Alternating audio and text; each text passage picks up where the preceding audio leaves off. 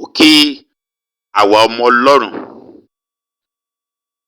a kú ọjọ́ òní, àlàáfíà Ọlọ́run yóò máa bá wa gbé ní orúkọ Jesu.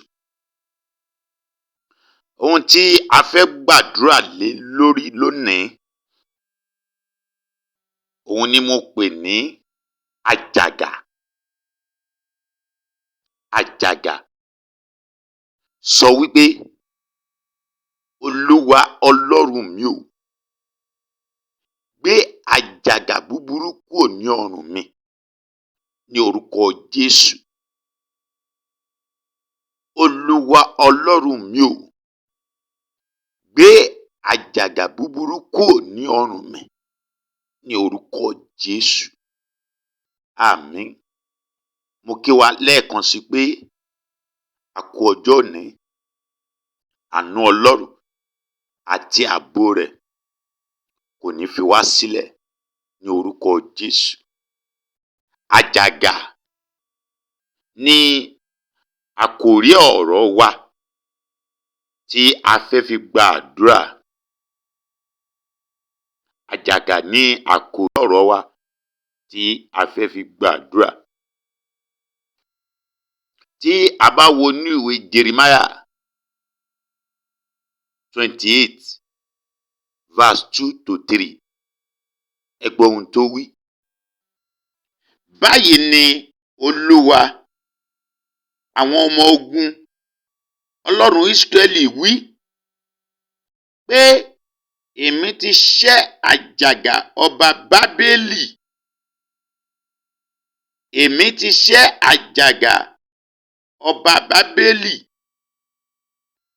Nínú àkókò ọdún méjì ni èmi yóò tún mú gbogbo ohun èlò ilé Olúwa padà wá sí ibí yìí tí Nebukadnezari ọba Bábélì kó kúrò ní ibí yìí tó sì mú wọn lọ sí Bábélì. Èyí ni ọ̀rọ̀ Olúwa. Olúwa máa ṣẹ́ àjàgà. Bí ó ti wù kí àjàgà náà ó le tó, Ọlọ́run á máa ṣẹ́ àjàgà. Kí ni àjàgà? Ẹ jẹ́ ká tẹ̀síwájú. Ká wo ohun tí àjàgà jẹ́. Àjàgà jẹ́ ohun tí mo lè túmọ̀ ní ọ̀nà méjì, ní tara àti ní ti ẹ̀mí. Ẹ gbọ́ mi. Àjàgà jẹ́ ohun tí mo lè túmọ̀ ní ọ̀nà méjì, ní tara àti ní ti ẹ̀mí. Àkọ́kọ́, ní tara, àjàgà jẹ́ ohun tí a gbé kọ́ ẹran lọ́rùn kó má bàa jalè, a sì máa ṣe ìdíwọ́ láti kọjá lọ sínú ọgbà. Àjàgà nìyẹn o. A máa ṣe ìdíwọ́ fún ẹran láti kọjá lọ sínú ọgbà. Ìyẹn ní tara o, fún àpèjúwe ti ara. Ní ti ẹ̀mí, àjàgà jẹ́ ẹrù wúwo tí ó máa ń ṣe ìdíwọ́ àti ìdádúró àti àtakò. Ẹ gbọ́ mi. Àjàgà jẹ́ ohun tí máa ń ṣe ìdíwọ́, ìdádúró àti àtakò. A máa fa ìdíwọ́ fún ìtẹ̀síwájú ènìyàn gbogbo. A máa dènà àṣeyọrí ní ayé ènìyàn. A máa dènà àṣeyọrí nínú ayé ènìyàn. Gbọ́ mi dáadáa. Báyìí, àjàgà, ìdè ti ẹ̀mí tàbí ti ara jẹ́ ohun tí a lè fojú rí, a sì máa fa àtakò fún ènìyàn, ìdíwọ́ fún ayọ̀, a máa fa ìdíwọ́ fún àlàáfíà, a máa fa ìdíwọ́ fún òmìnira, a sì máa fa àìní ìtẹ̀síwájú fún ọmọ ènìyàn. Ẹ jẹ́ ká wo ìwé Mátíù orí 17 ẹsẹ̀ 15 títí dé 20. Ẹ gbọ́ bí obìnrin yẹn ṣe wí: Olúwa, ṣàánú ọmọ mi, nítorí ó ní wárápá, ó sì ń jóró gidigidi. Nígbà púpọ̀ ní máa ń ṣubú sínú iná, àti ní ìgbà púpọ̀ sínú omi. Mo sì mú un tọ̀ àwọn ọmọ ẹ̀yìn rẹ̀ wá, wọn kò sì lè mú un lára dá. Jesu sì dáhùn, ó wí pé, ìran aláìgbàgbọ́ àti àrékérekè yìí, èmi ó ti bá yín gbé pẹ́ tó, èmi ó sì ti mú sùúrù fún yín pẹ́ tó. Gbé ọmọ náà tọ̀ mí wá níhìn-ín. Jesu sì bá a wí, ẹ̀mí èṣù náà sì jáde kúrò lára rẹ̀, a sì mú ọmọ náà lára dá ní wákàtí kan náà. Nígbà náà ni àwọn ọmọ ẹ̀yìn Jesu tọ̀ wá lẹ́yìn. Wọ́n bi í pé, èéṣe tí àwa kò fi lè jáde? Jesu sì wí fún wọn pé, nítorí àìgbàgbọ́ yín ni. Lóòótọ́ ni mo sáà wí fún yín, bí ẹ̀yin bá ní ìgbàgbọ́ bí wóró irúgbìn mústádì, ẹ̀yin ó wí fún òkè yìí pé, ṣí níhìn lọ sí ọ̀hún, yóò sì ṣí. Kò sì sí nǹkan tí ẹ kì yóò lè ṣe. Nínú àyọkà yìí, ẹ rí wípé ìdíwọ́ wà fún àwọn ọmọ ẹ̀yìn Kristi tí ń ṣe àjàgà tí wọn kò fi lè tú sílẹ̀ nítorí àìgbàgbọ́ wọn. Àjàgà máa fa ìdíwọ́ fún ìtúsílẹ̀. Oríṣiríṣi àjàgà ló wà. Àjàgà àfojúrí, àjàgà tẹ̀mí, àjàgà onígi, àjàgà onírin, àjàgà tó rọrùn. Ẹ jẹ́ ká wo ọ̀rọ̀ Ọlọ́run lẹ́ẹ̀kan sí i lórí àjàgà onígìnì àti àjàgà onírin. Ìwé Jeremáyà orí 28 ẹsẹ̀ 13 lọ sọ fún Anania wípé, báyìí ni Olúwa wí, ìwọ ti ṣẹ́ àjàgà igi, ṣùgbọ́n ìwọ yóò sì ṣẹ́ àjàgà irin ní ipò wọn. Fún àjàgà tó rọrùn, Mátíù orí 11 ẹsẹ̀ 28 títí dé 30. Bí ó ṣe wí rèé o, ẹ wá sí ọ̀dọ̀ mi, gbogbo ẹ̀yin tí ń ṣiṣẹ́ tí a sì di ẹrù wúwo lé lórí, èmi ó sì fi ìsinmi fún yín. Ẹ gbá àjàgà mi sí ọrùn yín, kẹ́ ẹ sì máa kọ́ ẹ̀kọ́ lọ́dọ̀ mi, Nítorí onínú tútù àti onírẹ̀lẹ̀ ọkàn ni èmi, ẹ̀yin ó sì rí ìsinmi fún ọkàn yín. Nítorí àjàgà mi rọrùn, ẹrù mi sì fúyẹ́. Àjàgà ti Jésù ni ó rọrùn, ẹrù Jésù ó sì fúyẹ́. Ṣùgbọ́n àwọn àjàgà yòókù, àjàgà líle ni ó. Ẹni bá sì fẹ́ fún àjàgà líle, ó láti wá ẹni tó ní àjàgà tó rọrùn lọ́wọ́ lọ, kó sì gbà láàyè nínú ayé rẹ̀. Àjàgà ìpọ́njú ò rọrùn láti fọ́ o.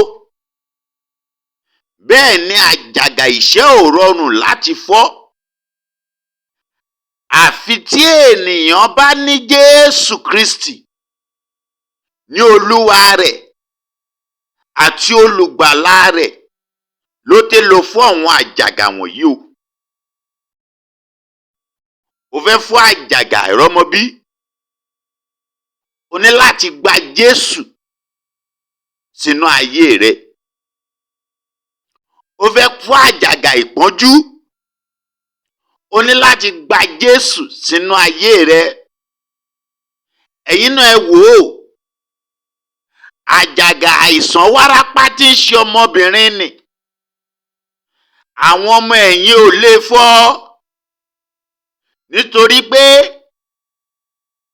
ìdènà àìgbàgbọ́ sì ń bẹ nínú ayé wọn. Àjàgà àìní ìgbàgbọ́ sì wà nínú ayé wọn. Wọn ò tí ì rí àjàgà tó rọrùn gbà, tí ń ṣe Jésù Kristi. Ìgbà tí wọ́n gba Jésù tán ní okùn àyà wọn, n'àwọn ọmọ ẹ̀yìn tó lè ṣiṣẹ́ akin.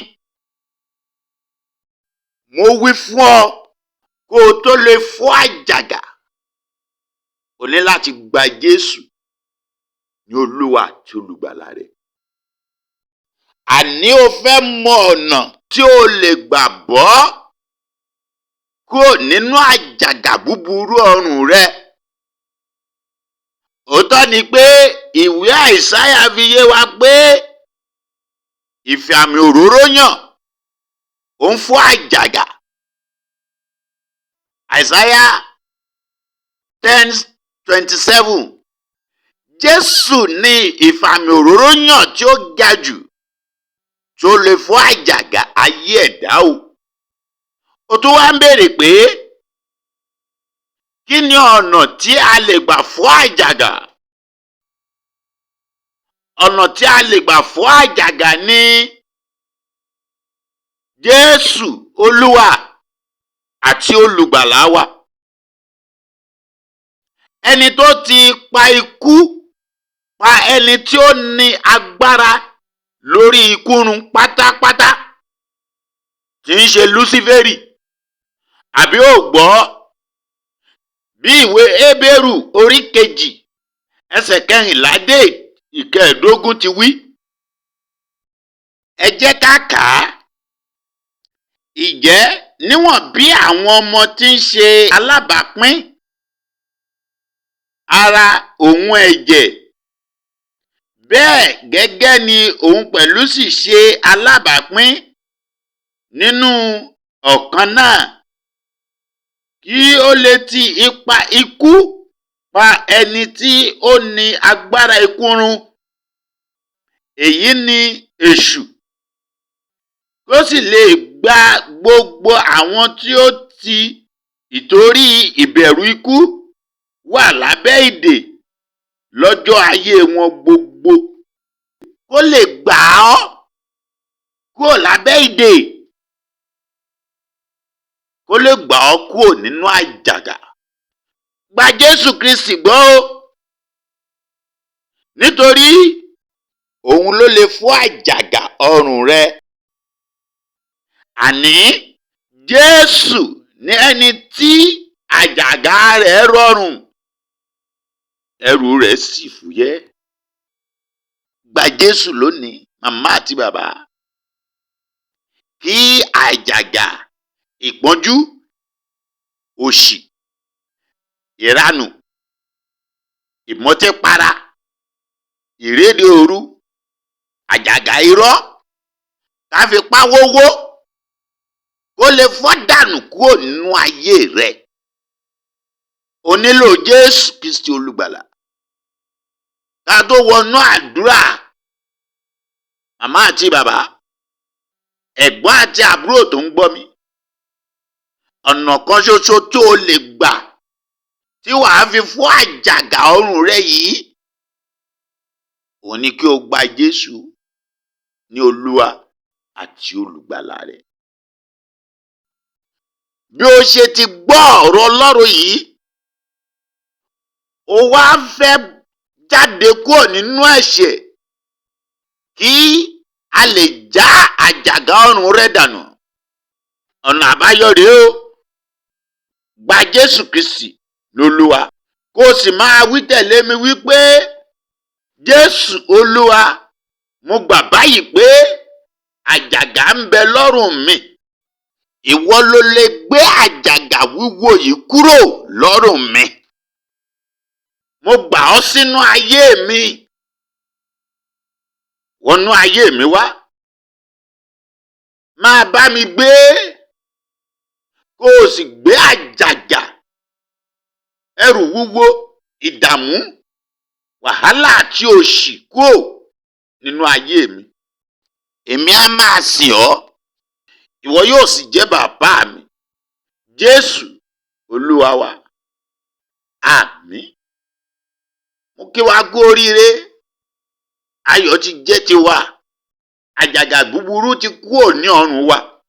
Ní èyí tí a ti ṣèpinnu, tí a gba Jésù Kristi sínú ayé wa yìí. Báyìí, àwa lè gbàdúrà. Mo gbàdúrà fún ọ ní orúkọ Jésù, ẹni tí àjàgà rẹ̀ rọrùn, tí ẹrù rẹ̀ sì fúyẹ́. Orúkọ Jésù tó ju gbogbo orúkọ lọ.